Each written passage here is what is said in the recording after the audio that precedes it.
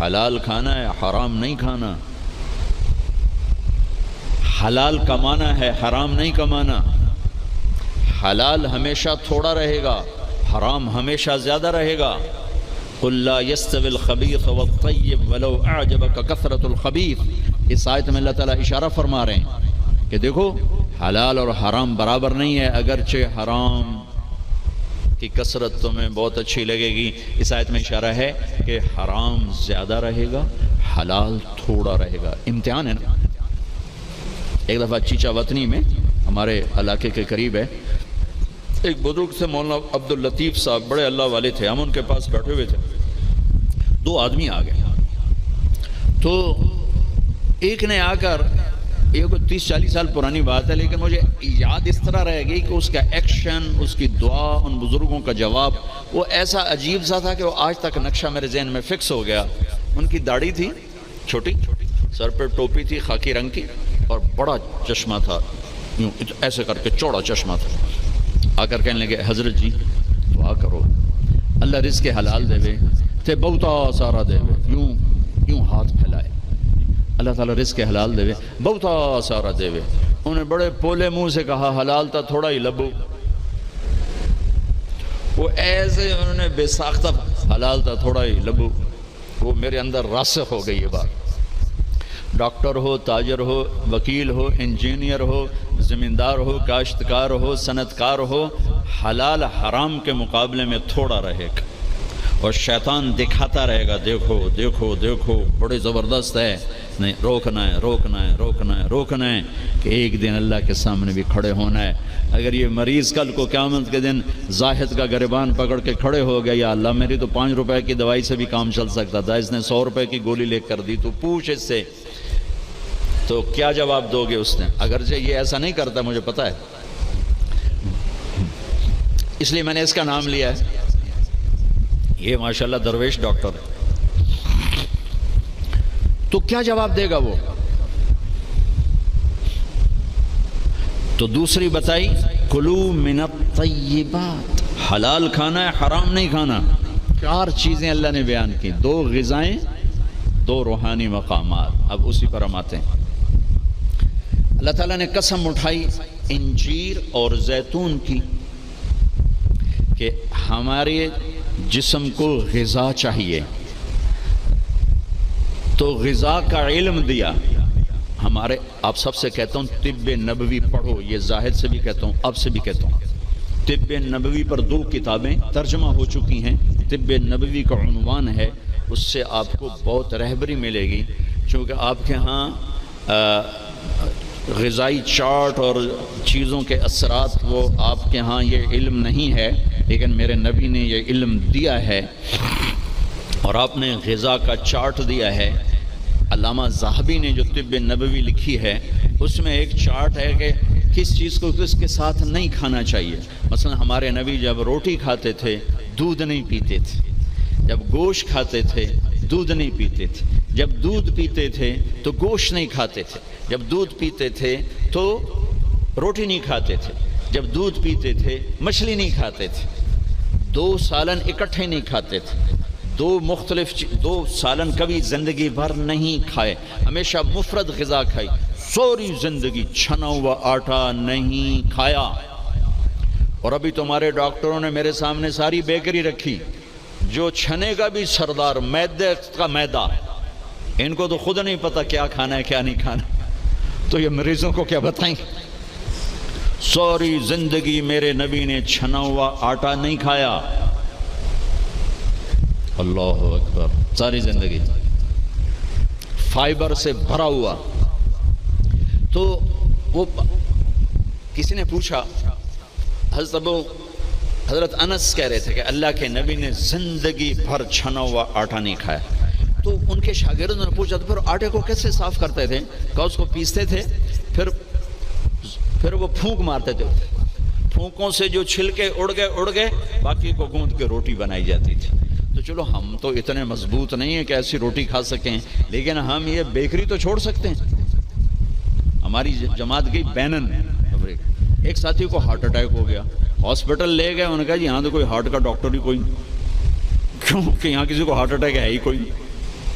نہ کسی کو شوگر ہے، نہ ہارٹ اٹیک ہے، نہ بلڈ پریشر ہے۔ میں کہ ساڈا پاکستان بھرا پہ اتنے کمانا۔ پھر انہوں نے ریسرچ کی کہ وجہ کیا ہے، تو پتہ چلا کہ پورے ملک میں بیکری کوئی نہیں۔ جب تک بیکریاں ہیں نا، آپ کے کلینک آباد رہیں گے، فکر نہ کرو، دعا کرے کرو بیکریاں چلدیاں رہیں۔ جب بیکریاں بند ہو گئے تو کلینک بند ہو جائیں۔ پورے ملک میں بیکری کوئی نہیں، پورے ملک میں مٹھائی کی دکان کوئی نہیں، پورے ملک میں مٹھائی کی دکان کوئی نہیں۔ ان کا میٹھا شہد ہے، شہد کھاتے۔ پورے ملک میں بناسپتی گھی کوئی نہیں، یا وہ زیتون کا تیل ہے یا دیسی گھی ہے، بناسپتی آئل کوئی نہیں۔ سفید چینی کوئی نہیں، سفید چینی کوئی نہیں۔ سفید چینی تو وائٹ پوائزن کہلاتا ہے۔ تب اب ڈاکٹروں کو بھی نہیں پتا کہ بھی کیا کھانا ہے کیا نہیں کھانا۔ میرے نبی نے زندگی بھر چھنے ہوئے آٹے کی روٹی نہیں کھائی، 2 سالن نہیں جمع کی۔ حضرت عمر رضی اللہ عنہ کے بیٹے نے دعوت کی، عبداللہ نے، کھانے کی۔ عمر تشریف لائے، پہلا لقمہ لیا، چھوڑ دیا۔ کہا بیٹا میں نہیں کھاتا۔ کہا ابا جی کیا ہوا؟ کہا یہ 2 سالن ہے۔ کہا کیسے؟ ایک ہی تو ہے، گوشت بنایا، کہنے اس میں گھی ڈالا ہوا ہے، گھی الگ سالن ہے، گوشت الگ سالن ہے۔ اور اللہ کے نبی 2 سالن کبھی نہیں کھاتے تھے۔ اور اب یہ جو بوفوں میں آپ لوگ میں ڈاکٹروں کے تباہی پھر تو ایک پلیٹ ایسے لگتی جیسے اونٹ کا کوہان ہوتا، اتھے گئی ہوندی۔ اب یہاں 7 اپ بیچاری کیا کرے اور ہاضمولہ کیا کرے؟ عبداللہ بن عمر کے پاس ایک حکیم آیا، کہا حضرت یہ آپ کی خدمت میں جوارش۔ کہا بھئی یہ کس لیے؟ کہا جی یہ ہاضمے دار ہے۔ تو وہ ہنس پڑے گا، بیٹا 40 سال ہو گئے میں نے پیٹ بھر کے کبھی کھانا نہیں کھایا، تو مجھے اس کی کیا ضرورت ہے؟ یہ تو آج کے لوگ کھائیں جو بھوک سے بھی اوپر بڑھ کے کھاتے ہیں اور دن میں 6 دفعہ کھاتے ہیں۔ والتین والزیتون۔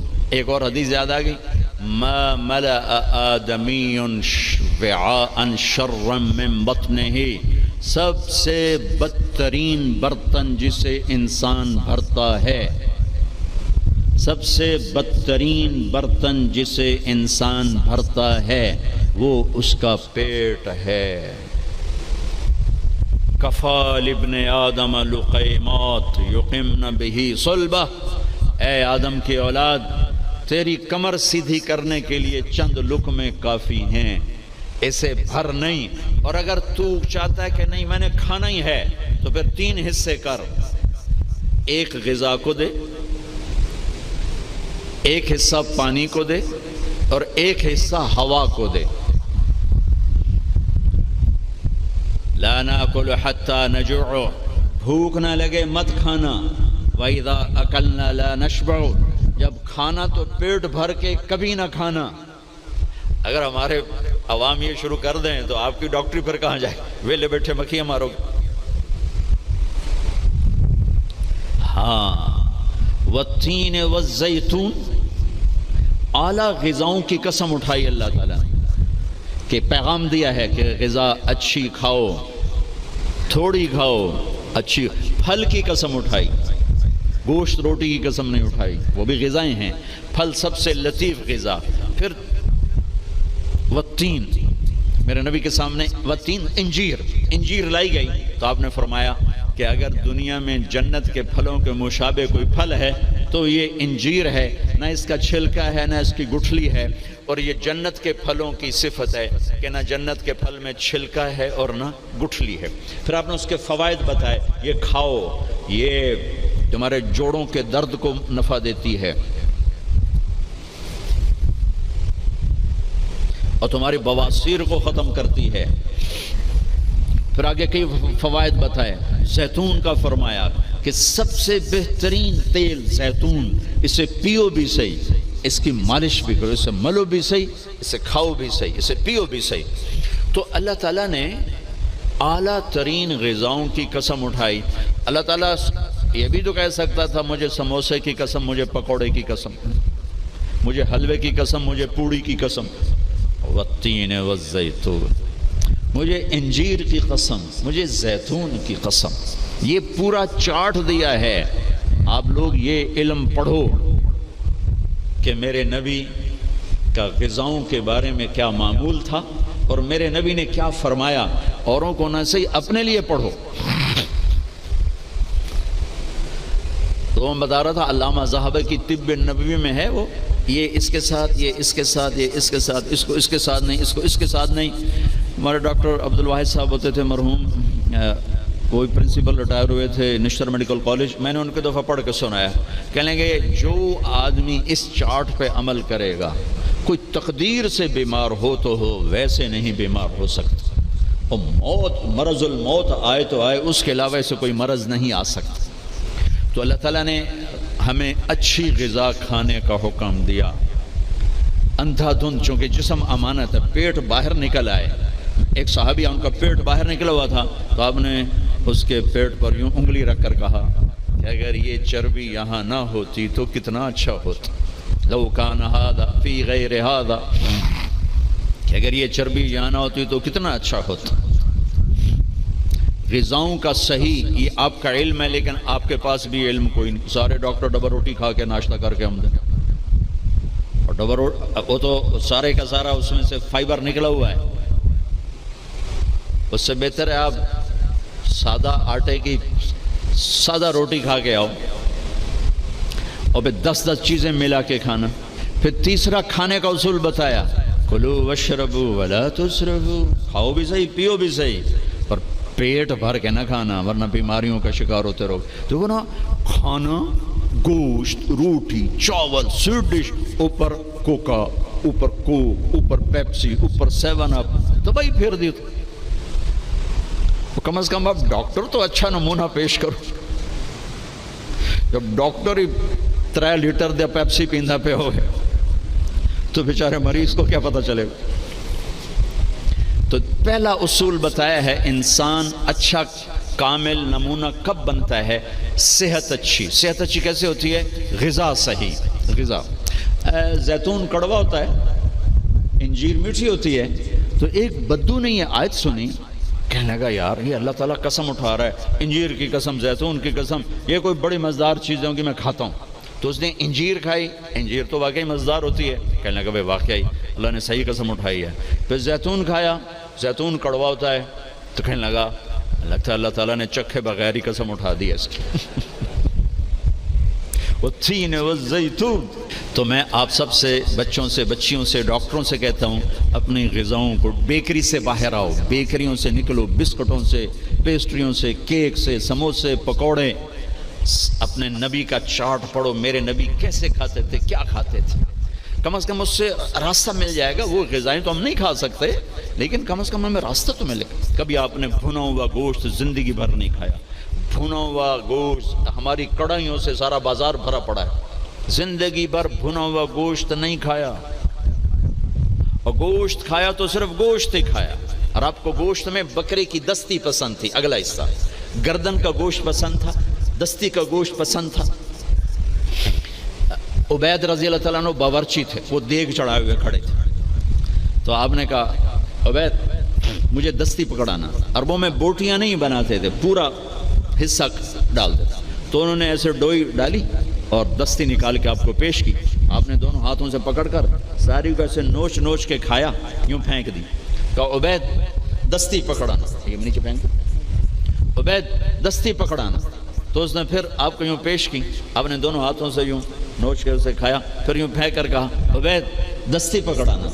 وہ کہنے لگے یا رسول اللہ، اب بکرے میں تو 2 ہی ہوتی ہیں، اگر تیرا بھلا ہو جائے، اگر تو میرے کہنے پہ ڈوئی ڈال دیتا تو جب تک میں کہتا رہتا اللہ میرے لیے نکال کے مجھے کھلاتا رہتا. تیری بے یقینی نے کام خراب کر دیا. اب باہر نکلے، صحابہ بیٹھے تھے. آپ نے کہا کیوں بیٹھے ہو؟ کہا یہ بھوک نے ستایا ہے، باہر آ گئے، سردیوں کا زمانہ. تو آپ نے حضرت علی سے فرمایا علی جاؤ یہ کھجور سے کہو اللہ کا رسول کہتا ہے ہمیں تازہ کھجوریں دو. اگر حضرت علی بھی عبید کی طرح کہہ دیتے کہ جی یا رسول اللہ کھجوریں تو سردیوں میں کوئی نہیں ہوتی، تو پھر وہیں اللہ کی مدد رک جاتی. تو علی کا مقام تو عبید سے بہت اوپر تھا. وہ ایک دم اٹھے، کہنے لگے اللہ کا رسول کہہ رہا ہے ہمیں تازہ کھجوریں چاہیے.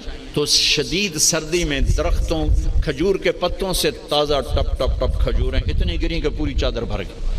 تو آپ نے چادر اٹھا کے لاؤ بھائی کھاؤ بھائی. آپ نے سب کو کھلایا. تو آپ کو گوشت میں دستی پسند تھی، لیکن آپ گوشت کھاتے تھے، ساتھ اور کوئی چیز نہیں کھاتے. تو ایک آپ سے ایک مسلمان کے ذمہ ہے اپنی صحت کی حفاظت کرے کہ اس سے کام لینا ہے، دنیا کا بھی دین. پہلے دشمن تو میرے تسی پھر اس نے فہرست گنائی، بات لمبی ہوتی جا رہی. اس نے کہا پھر وہ مومن مرد اور عورت جو باوضو رہتے ہیں وہ میرے بڑے دشمن ہیں، ان سے مجھے ڈر لگتا ہے. اور باوضو سو جاؤ تو موت آ گئی تو شہادت کی ہوگی. باوضو سو جاؤ تو ایک فرشتہ تمہارے لیے دعا کرتا رہے. باوضو سو جاؤ شیطان ڈر کے پیچھے ہٹ جائے. اور ایک بتا رہا ہوں جو میرے نبی نے خود بتایا پوچھنے کے بغیر، جو یہ چاہے اس کی عمر لمبی ہو اور اس کا رزق زیادہ ہو تو وہ اپنے ماں باپ کی خدمت کرے. تمہاری تو جابیں ہیں نا، تم کہاں ماں کو پوچھ سکتے، جواب ہے میرے نبی نے اپنے ماں باپ کو خوش کرے اور اپنے رشتے داروں پہ خرچ کرے اور ان سے اچھا سلوک کرے، اللہ اس کی عمر بھی بڑھائے گا، اس کا رزق بھی بڑھائے گا. اور ماں باپ کی دعائیں وہاں پہنچا دیتی ہیں اللہ کی قسم جہاں کوئی نہیں پہنچ سکتا. میں نے اس زمانے میں میڈیکل چھوڑا جب ڈاکٹر ایک بہت بڑی تصویر تھی، چونکہ وہ ڈاکٹر تھے، بیوپاری نہیں تھے، سوداگر نہیں تھے، ادومی لے لو ادومی لے لو ادومی لے لو، ڈاکٹر تھے. اور مولوی ایک کیڑا تھا، کیڑا گندگی کا کیڑا. اور میں ایک ذمہ دار خاندانی جس میں تکبر کی انتہا، انسان کو انسان نہیں سمجھتے تھے ہمارے بڑے. تو اللہ نے میرا کانٹا بدلا، میرا ہاتھ پکڑا، آج میں آپ کے سامنے کھڑا ہوں. یہ اس کی مہربانی ہے، اس کا کرم ہے، اس کا فضل ہے، اس کا احسان ہے. تو میں کالج لائف تک بہت روڈ تھا، نہ ماں کی پرواہ تھی نہ باپ کی پرواہ تھی. تو میرے ماں باپ کو مجھ سے بہت گلہ رہتا تھا. تو میں لاہور میں پڑھتا تھا تو میں خط اس وقت لکھتا تھا جب میں پیسے مک جائیں گے. تو ایک دفعہ میرے باپ نے مجھے خط لکھا، بیٹا جب پیسے ختم ہوتے ہیں تو خط لکھتے ہو، کبھی ایویں بھی خط لکھ دیتا کر بھائی تیرا کی حال ہے. پتہ ہی نہیں سب ماں کسے کہتے ہیں باپ کسے کہتے ہیں. تو نبی کی زندگی پڑھی تو پتہ چلا، اندازہ لگائیں. بیٹا بہ جا بہ جا. میرے نبی نے فرمایا، یہ عورتیں بھی بیٹھی ہیں، کاش میری ماں ہوتی زندہ اور میں عشاء کی نماز کی نیت باندھ کے فرض نماز مسجد کی مصلی پر پیچھے نمازی ہوتے اور میں سورۃ فاتحہ شروع کر چکا تھا، الحمدللہ رب العالمین، اور ادھر میرے گھر سے میری ماں کہتی محمد، تو میں نماز توڑ کے کہتا جی اماں جان میں آیا، جی اماں جان میں آیا. یہ ماں کا مرتبہ بتایا. یہاں تو صرف پاؤنڈ کو دنیا جانتی ہے. میرا نبی بتا رہا ہے ماں باپ کی خدمت کرو، رزق بڑھے گا.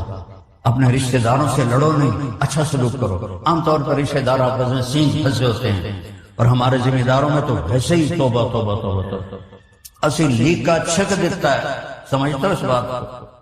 لیکا چھک دیتا کیا مطلب کہ بس ہم نے دیوار کھڑی کر دی ہے، نہ اس کو ملیں گے، نہ اس کی شادی میں، نہ اس کی غمی میں، نہ اس کے جنازے میں، نہ اس کی میت میں. اس حد تک سنگین ہو جاتا ہے.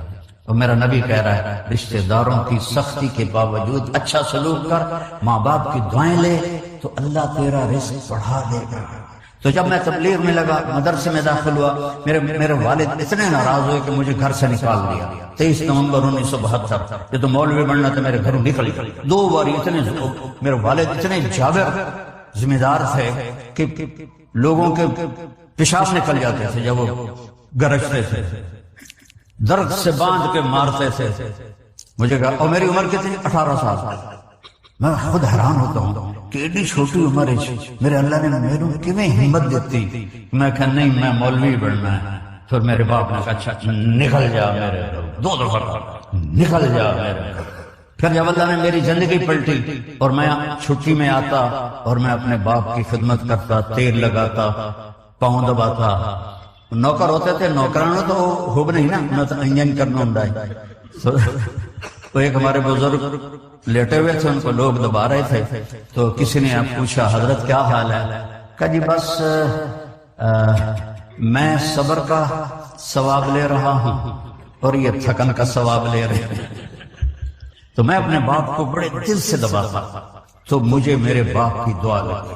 وہ کہتے پتر میریاں اکھیاں تے نہیں ویکھنا، پتر میریاں اکھیاں تے نہیں ویکھنا، پر تو ویکھی ایک دن اللہ تینوں بڑی عزت دے. یہ میرے باپ کی دعا مجھے دی. آج وہ زندہ ہوتے تو وہ دیکھتے کہ اللہ نے ان کی دعا کو کس طرح پورا کیا. تو میں اپنے باپ کی نوکر بن کے خدمت کی تو ان کی دعا ملی مجھے.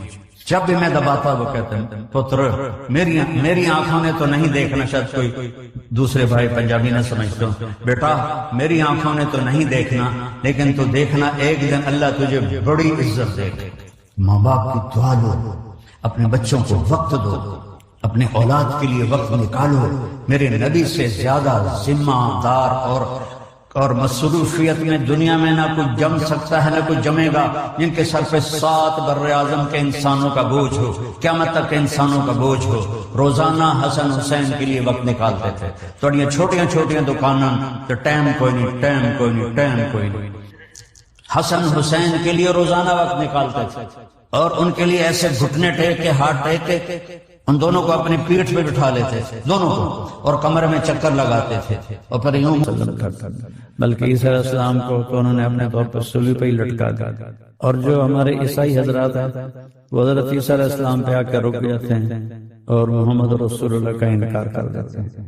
ہمیں اللہ نے یہ توفیق دی ہے اس امت کو کہ آدم سے محمد تک سب نبیوں کے امام. آمن الرسول وما انزل الیہ من ربہ والمؤمنون کل آمن باللہ وملائکتہ وکتبہ ورسلہ لا نفرق بین احد من رسلہ. تو یہ کلمہ پہلی شرط ہے، لا الہ الا اللہ محمد رسول اللہ، اور محمد آخری رسول ہے، آپ کے بعد کوئی رسول نہیں. دوسرا نماز کتنی ہے؟ 5 نماز، اور یہ وہ تحفہ جو اللہ نے عرش پہ بلا کے دیا.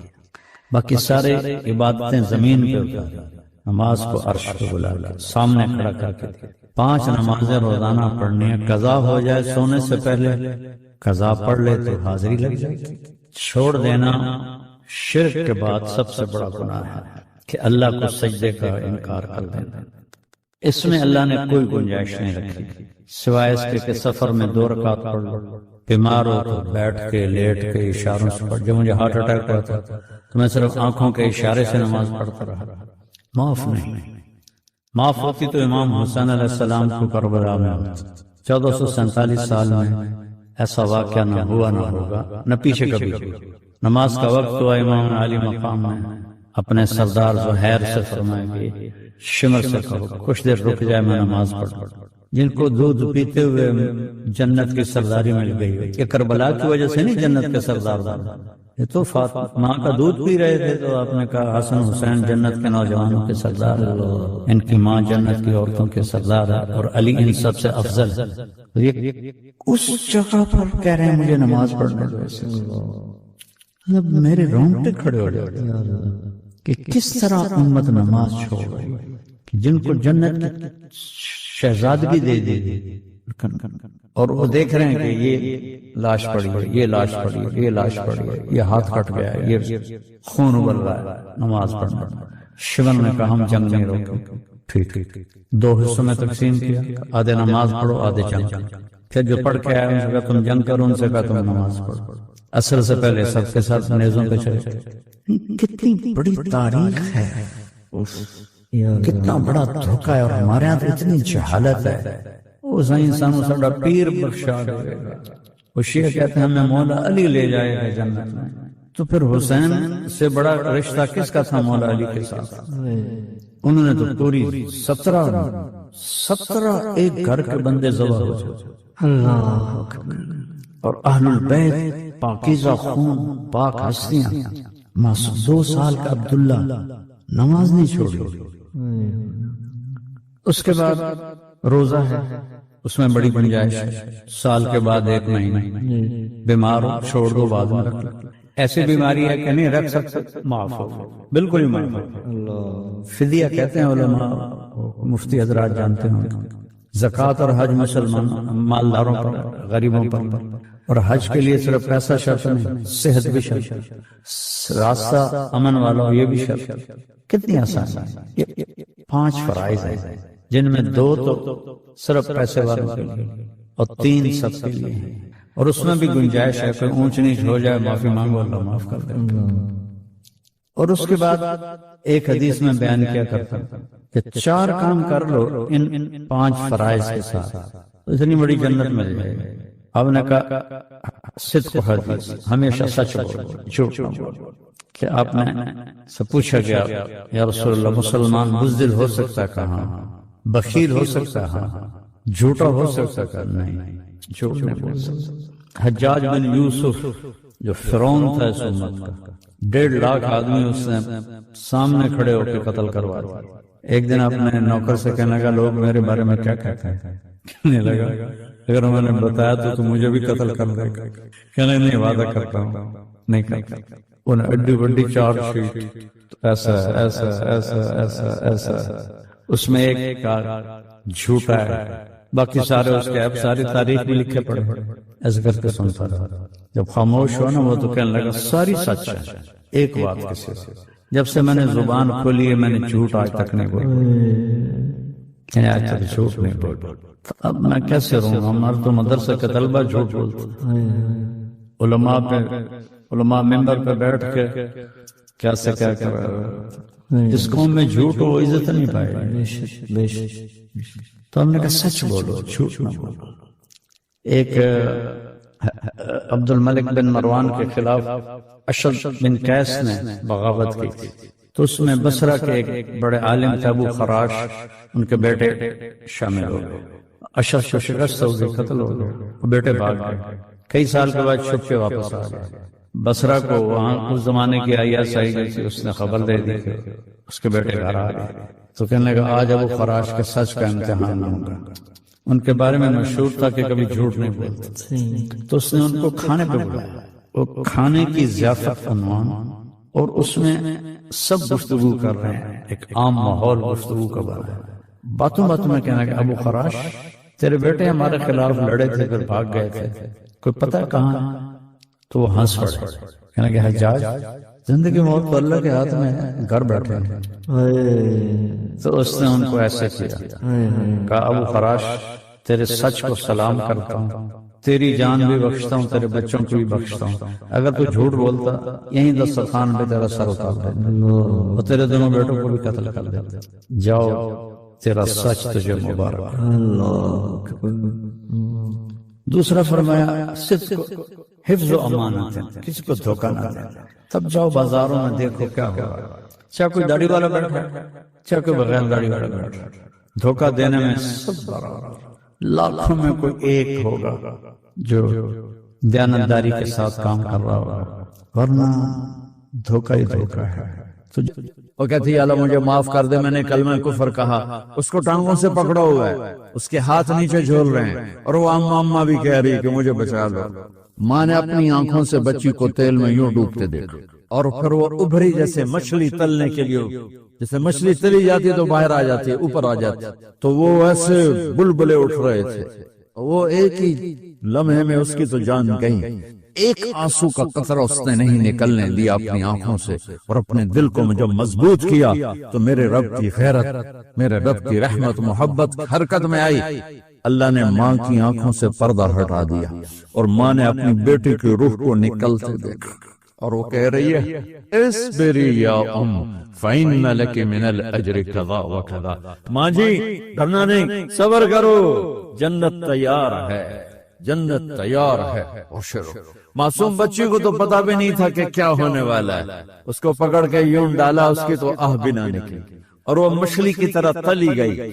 اب پھر ماں کا کلیجہ پھٹا، اللہ نے پھر آنکھوں سے پردہ ہٹایا، اور انہیں اپنی بچی کی روح کو نکلتے دیکھا، اور وہ کہہ رہی اصبری یا ام فإن لک من الأجر کذا وکذا۔ ماں جی تھوڑی دیر کا صبر، جنت تیار ہے، جنت تیار ہے، جنت تیار ہے۔ اللہ کو پایا سب کچھ پایا، اللہ کو کھو دیا سب کچھ کھو دیا۔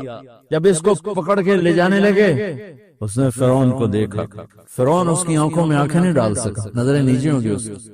کہنے لگی میری ایک بات مانو گے، میری ایک خواہش پوری کرو گے؟ فرعون نے پوچھا کیا؟ کہ جب میں بھی جل جاؤں تو میری اور میری بچیوں کی ہڈیوں کو اکٹھے دفن کرنا، باہر پھینک نہ دینا، دفنا دینا۔ فرعون نے کہا تمہاری یہ خواہش پوری کی جائے، انہوں نے کہا پیچھے ہٹ جاؤ، میں نے اللہ کو جان دینی، مجھے دھکا دینے کی ضرورت نہیں ہے، میں اپنے اللہ سے ملنے جا رہا ہوں۔ سبحان اللہ، جب اللہ مطلوب ہوتا ہے تو موت محبوب بن جاتی ہے، جب اللہ کی نافرمانی ہوتی ہے تو موت سے نفرت ہو جاتی ہے، مرنا عذاب نظر آتا ہے۔ وہ چھلانگ مار گئی، اللہ اکبر کا نعرہ لگاتی ہوئی، ہڈیاں ادھڑ گئیں، گوشت ادھڑ گیا، ہڈیاں باقی رہ گئی۔ فرعون نے کہا ایک ہی جگہ ڈال دو، سب کو دفن کر دو۔ دفن 2000 سال کے بعد بچوں بچیوں، 2000 سال کے بعد موسیٰ علیہ السلام کہ 2000 سال کے بعد جناب رسول اللہ صلی اللہ علیہ وسلم دنیا میں تشریف لائے۔ 40 سال کی عمر میں نبوت ملی، 50 سال کی عمر میں معراج ہوا، 2000 پلس 50، 2050 سال کے بعد میرے نبی کی سواری بیت المقدس جا رہی ہے، اور بیت المقدس پر جب وہ اوپر پہنچے ہیں تو مصر وہاں سے قریب ہو جاتا ہے۔ جب وہ اترنے لگے تو میرے نبی نے کہا جبریل جنت کی خوشبو آ رہی ہے، جبریل جنت کی خوشبو آ رہی ہے۔ کہاں سے آ رہی ہے؟ ابھی تو جنت اوپر ہے، ابھی تو اوپر جانا ہے، تو یہ زمین سے جنت کی خوشبو کیا آ رہی ہے؟ تو جبریل نے عرض کی یا رسول اللہ، فرعون کی ایک باندی تھی جو اللہ سے سودا کر گئی جان کا اور اپنی بچیوں کا، اس کی بچیوں کی ہڈیوں کو جہاں دفن کیا گیا ہے، یہ خوشبو جس دن انہیں دفن کیا تھا اس دن سے لے کر آج تک یہ خوشبو آ رہی ہے، اور یہ قیامت تک آتی رہے گی۔ اللہ اپنے نام پہ قربان ہونے والوں کی یوں قیمت لگاتا ہے، پہلے اپنی منزل طے کرو، پہلے اپنی منزل طے کرو، پہلے اپنی منزل طے کرو کہ مجھے اپنی زندگی کی سے لینا کیا ہے، مجھے اللہ کو پانا ہے، مجھے اللہ کو پانا ہے۔ میں نے اللہ کی قسم، اگر اللہ راضی ہے تو پھر موت سے بڑھ کر کوئی تحفہ نہیں، اس سے بڑھ کر کوئی خوبصورت پیغام نہیں، اور اگر اللہ ناراض ہے تو موت سے خوفناک کوئی پیغام نہیں۔ عمر بن عبدالعزیز 3 بر اعظم پر حکومت کی، عمر بن عبدالعزیز، بنو امیہ، مروان 9 مہینے حکومت کی، اس کا بیٹا عبد الملک بن مروان 21 برس حکومت کی، اس کا بیٹا ولید 10 سال حکومت کی، اس کا بیٹا سلیمان 2.5 سال حکومت کی۔ اسی تخت پر بیٹھے عمر بن عبدالعزیز۔ پہلے تینوں نے چاروں نے اللہ کے شریعت کو قربان کیا حکومت کے لیے، عمر بن عبدالعزیز نے اپنے آپ کو قربان کیا اللہ کے لیے، حکومت کو پاؤں کے تلے رکھا اور اللہ کی رضا کو سامنے رکھا۔ ان کو زہر دیا گیا، جب ان کی موت کا وقت قریب آیا تو انہوں نے رجا بن حیوہ کو بلایا۔ سننے والی بات ہے بچوں، ان سے فرمانے لگے سنو، میں نے 3 بادشاہوں کو قبر میں اتارا۔ اب بچیاں تو قبرستان جاتی نہیں، ہم تو اپنے ہاتھوں سے قبر میں اتارتے ہیں اور اوپر مٹی ڈالتے ہیں اور اوپر اینٹیں ڈالتے ہیں اور پھر منو مٹی میں دبا کے واپس آتے ہیں۔ یہ منظر آپ بچیوں کے تو دیکھنے کا بھی نہیں ہے۔ وہ کہنے کہ میں نے 3 بادشاہوں کو مٹی میں ڈالا، لیکن ان کے کفن کی گرہ کو جب کھول کے دیکھا تو ان کے چہرے قبلے سے ہٹ چکے تھے اور رنگ ان کے کالے پڑ چکے تھے۔ ولید بن عبد الملک، سلیمان بن عبد الملک بن مروان، عبد الملک باپ، ولید بیٹا، سلیمان بیٹا، یہ تینوں ان کے چہرے کالے ہو گئے تھے اور ان کا قبلے سے منہ پھر گیا تھا۔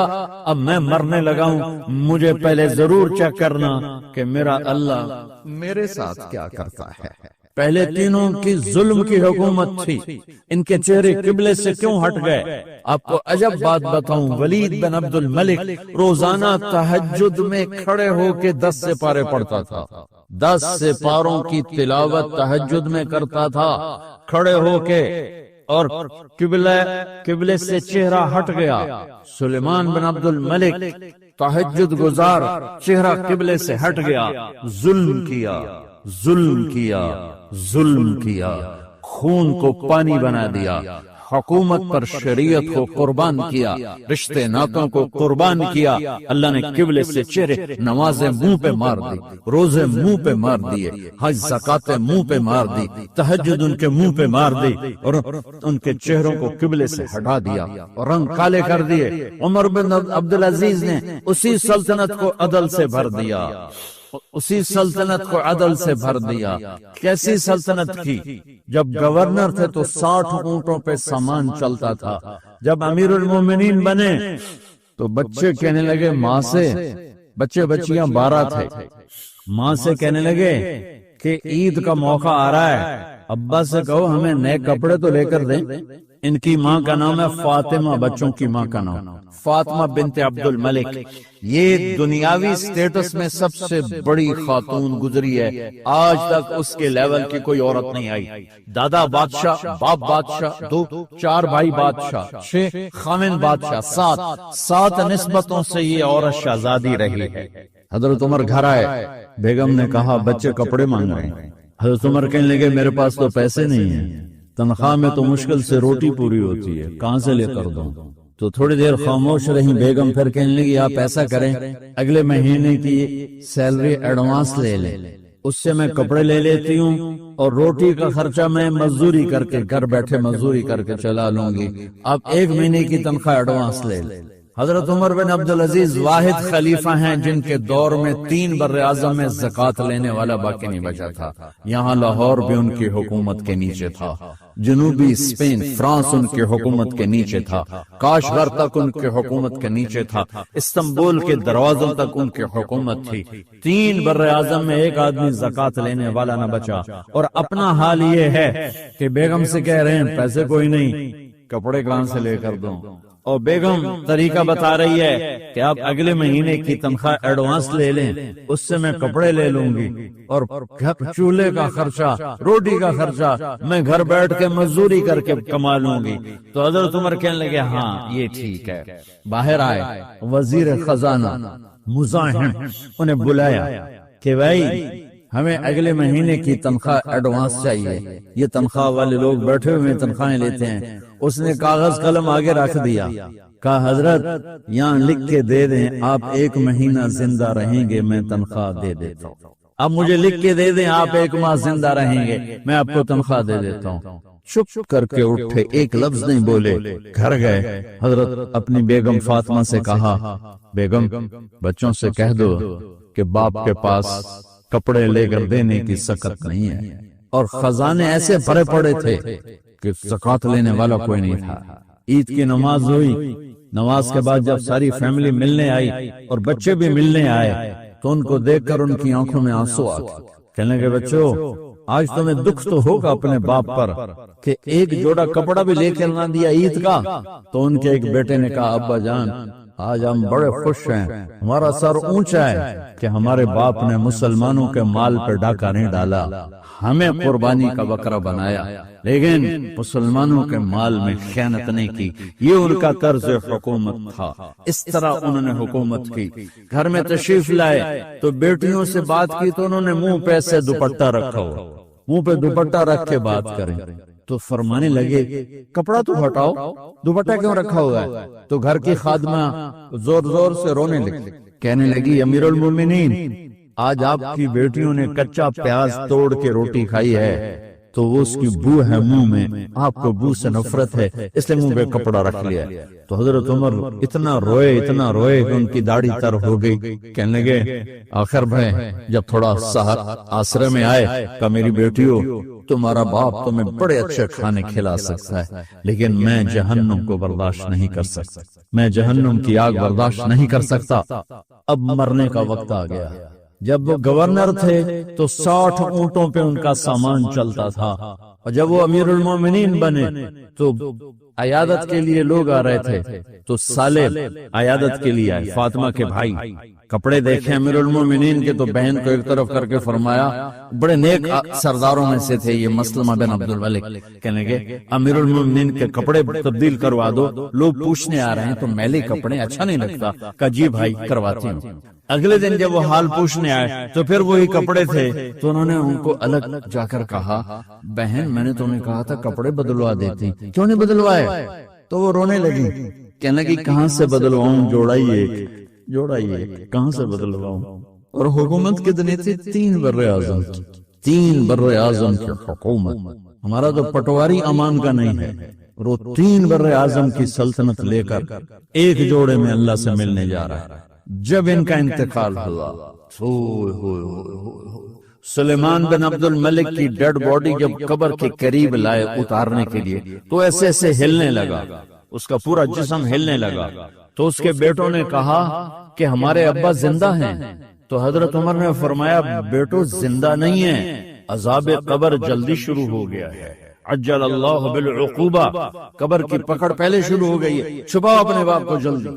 جب عمر بن عبدالعزیز کی ڈیڈ باڈی قبر کے قریب کی گئی اور ان کا بھائی اتارو، بھائی وہ باتیں شروع ہو جاتی ہیں، رومال ڈالو، چادر پکڑو، ادھر سے پکڑو، تو ایک دم ایسے ایک پرچہ ہوا میں اڑتا ہوا سب نے دیکھا، وہ آتے آتے آتے آتے آتے آتے یوں آ کے حضرت عمر کے سینے پر گر گیا، سب دیکھ رہے ہیں۔ جب پرچے کو اٹھا کے دیکھا گیا تو اس پہ ایک سطر پہ لکھا تھا بسم اللہ الرحمن الرحیم، اور دوسری سطر پہ لکھا تھا براءۃ من اللہ لعمر بن عبد العزیز من النار، یہ عمر کے لیے جہنم کی آگ سے نجات کا پروانہ ہے۔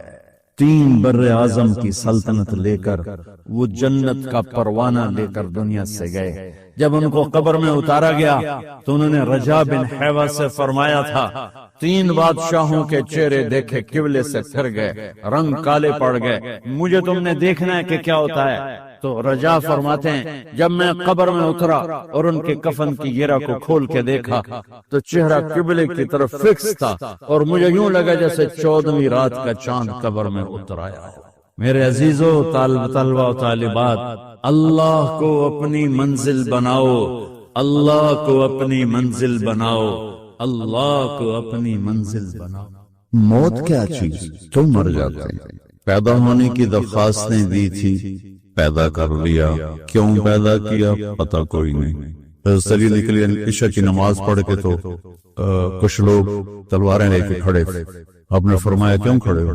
کہا جی وہ خطرہ ہے خارجیوں سے آپ کو شہید نہ کر دیں۔ فرمانے لگے تم اللہ سے پہرا دے سکتے ہو میرا؟ کہنے لگے اللہ سے تو پہرا نہیں دے سکتے، ہم تو ان خارجیوں سے پہرا دے رہے ہیں۔ کہ پھر جاؤ سو جاؤ، موت کے فیصلے اوپر ہوتے ہیں، جب وہاں فیصلہ ہوگا تو نیچے کوئی روک نہیں سکے گا، جاؤ چلے جاؤ سو جاؤ۔ تم مرتے کیوں ہیں؟ پھر کوئی جلا دیتا ہے، کوئی بہا دیتا ہے، کوئی مٹی میں ملا دیتا ہے، کوئی پرندوں کے سپرد کر دیتا ہے۔ پارسی موت کیا چیز ہے؟ میڈیکل سائنس میں اس کے 200 جواب ہیں، 200، اور ایک بھی صحیح نہیں، سارے غلط۔ پھر موت کے بعد کچھ ہے یا مر گئے اور مٹی ہو گئے؟ یہ چند سوال میں نے آپ کے سامنے رکھے ہیں، اور پوری دنیا کے انسانوں کو چیلنج ہے کہ اپنے علم سے جواب دو، کسی کے پاس اس کا جواب دو۔ موت کیا چیز؟ تم مر جاتے ہیں۔ پیدا ہونے کی درخواستیں دی تھی، پیدا کر لیا، کیوں پیدا کیا پتہ کوئی نہیں۔ اب مرنا نہیں چاہتے، لیکن دائیں بائیں موت کے حملے ہو رہے ہیں، ایک دن مجھ پر بھی ہو جائے گا، آپ پر بھی ہو جائے گا، اور ہم ایک ماضی کی بھولی بسری داستان بن جائیں گے۔ تم مرتے کیوں ہیں؟ پھر کوئی جلا دیتا ہے، کوئی بہا دیتا ہے، کوئی مٹی میں ملا دیتا ہے، کوئی پرندوں کے سپرد کر دیتا ہے، پارسی وہ اوپر رکھ دیتے ہیں، گدھ آ کے کھا جاتے ہیں۔ تو یہ موت کیا چیز ہے؟ تھوڑا شروع میں میڈیکل میں نے شروع کیا تھا، تو پھر اللہ نے میرا راستہ بدل دیا۔ تو موت کیا چیز ہے؟ میڈیکل سائنس میں اس کے 200 جواب ہیں، 200، اور ایک بھی صحیح نہیں، سارے غلط، کیونکہ وہ انسانی عقل سے ہیں، نہیں پہنچ سکتے۔ پھر موت کے بعد کچھ ہے یا مر گئے اور مٹی ہو گئے؟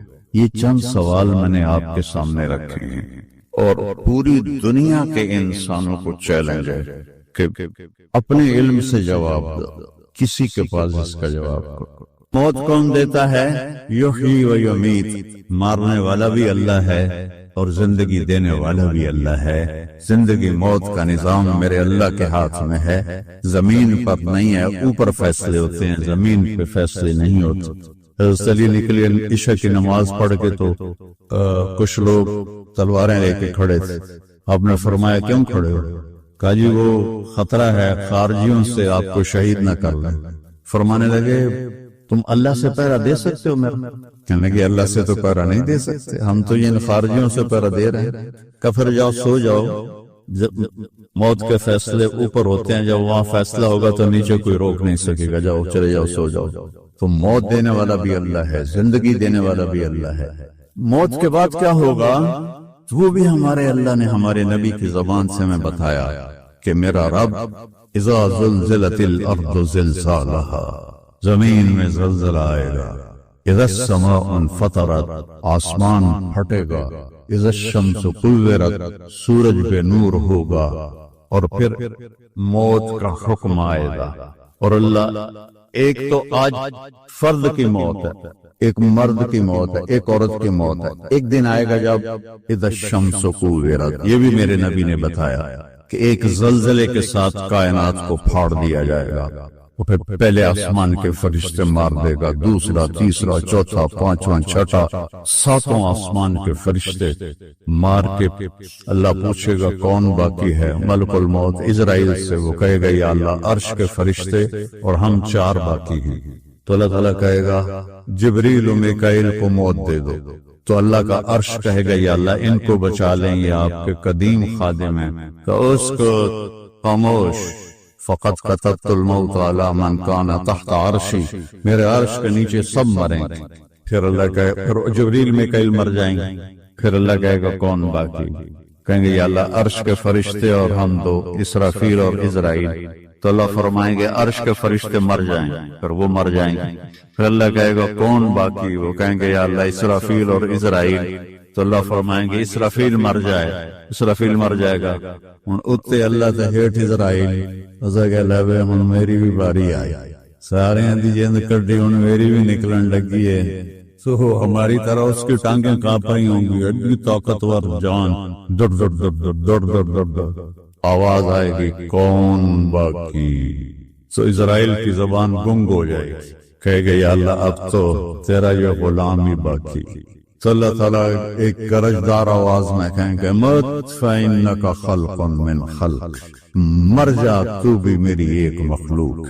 اور اسرائیل ایک چیخ مارے گا مرتے وقت، زمین آسمان کے پرزے پرزے ہو جائیں گے۔ جب اسرائیل بھی مر جائے گا تو پھر اللہ تعالیٰ کہے گا من کان لی شریکا فلیات، کوئی ہے میرا شریک تو اب آ جاؤ مقابلے میں۔ پھر اللہ کہے گا من کان لی شریکا فلیات، کوئی ہے میرا شریک تو آؤ میرے مقابلے میں۔ من کان لی شریکا فلیات، کوئی ہے میرا شریک تو آؤ میرے مقابلے میں۔ سناٹا۔ پھر اللہ کہے گا این الملوک، بادشاہ کدھر ہے؟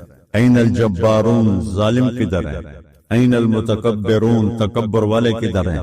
لمن الملک اليوم، آج کس کی بادشاہی ہے؟ پھر اللہ خود جواب دے گا للہ الواحد القہار۔ پھر اللہ کہے گا میں نے انی بدأت بالدنیا ولم تکن شیئا وانی اعیدها، میں نے دنیا بنائی اور مٹا دی، میں اسے دوبارہ بھی کھڑا کر دوں گا۔ ما خلقکم ولا بعثکم الا کنفس واحدہ، تمہیں اٹھانا سب کو، مارنا اٹھانا ایک کی طرح، جیسے ایک کو مارنا اٹھانا آسان ہے، تم سب کو مارنا اٹھانا آسان ہے۔ اور پھر ایک دن آئے گا جب اللہ تعالیٰ ہمیں قبروں سے نکالے گا، جن کی زندگی نافرمانی کی ہوگی وہ کہیں گے یا ویلنا من بعثنا من مرقدنا، ہائے مارے گئے ہمیں کس نے اٹھا دیا۔ بچو دعا کرو ہم ان لوگوں میں نہ ہوں۔ اس تھوڑی سی زندگی کو یہ عیاشی کے لیے نہیں ہے، یہ موج میلے کے لیے نہیں ہے، یہ اللہ کو راضی کرنے کے لیے ہے۔ سنبھل کے چل، کل پاؤں میرا کاسا ہے سر پہ جو آ گیا، بولا سنبھل کے چل سر راہ گزر، میں بھی کبو کسی کا سر پر غرور تھا۔ تو یہ وجود ڈھانچہ میں بدلنے والا ہے، ڈھانچے میں ہم ڈھلنے والے ہیں، ہڈیاں بکھر جائیں گی. تو اللہ تعالیٰ جب سب کو ایک دم کھڑا کرے گا تو کہیں گے من بعثنا من مرقدنا، یہ ہمیں قبروں سے کس نے اٹھا دیا؟ تو جو اللہ کو راضی کر کے گئے ہوں گے وہ کہیں گے ھذا ما وعد الرحمن وصدق المرسلون، آج وہ دن آ گیا جس کا اللہ نے وعدہ کیا تھا اور نبیوں نے سچی خبر دی تھی. اور پھر لوگوں کو ہانکا جائے گا، عراۃً ننگے، خفاتً ننگے پاؤں، حاصراً ننگے سر، ننگے پاؤں، ننگے سر، ننگے بدن، سب میدان معشر کی طرف چلیں گے. آپ نے فرمایا جب لوگ نکلیں گے اللہ سب سے پہلے ابراہیم علیہ السلام کو کپڑے پہنائے گا، اس کے بعد پھر مجھے کپڑے پہنائے گا، اور اس کے بعد پھر اللہ بلال کو کپڑے پہنائے گا، اور اس کے بعد سارے مؤذنین کو کپڑے پہنائے جائیں گے. باقی یہ ڈگریاں یہیں رہ جائیں گی. وہاں اذان دینے والے کی قدر دیکھو کہ نبیوں کے بعد ان کو کپڑے پہنائے جا رہے ہیں. معمولی سا تاجر بھی بیچارے کو ڈانٹ دیتا تو حالی تک اذان نہیں دیتی، تو کتنے دفعہ ہو گیا سے تو حالی تک اذان نہیں دیتی. پھر جب اس طرح پیپر چھوڑے جائیں گے نا، یہاں تو آپ کو پیپر پکڑائے جاتے ہیں، وہاں پیپر چھوڑا جائے گا، اور کسی کے الٹے ہاتھ میں آئے گا خود، کسی کے سیدھے ہاتھ میں آئے گا.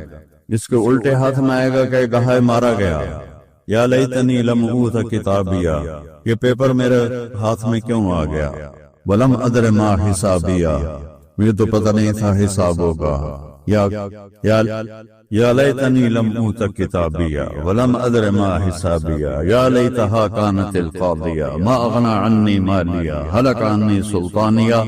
وہ کہے گا ہائے میں مر گیا، میں نے واپس کر لو، میں دوبارہ لاہور بڑے چنگے کام کرنا ہے، بڑا نیک بن کے چلنا ہے.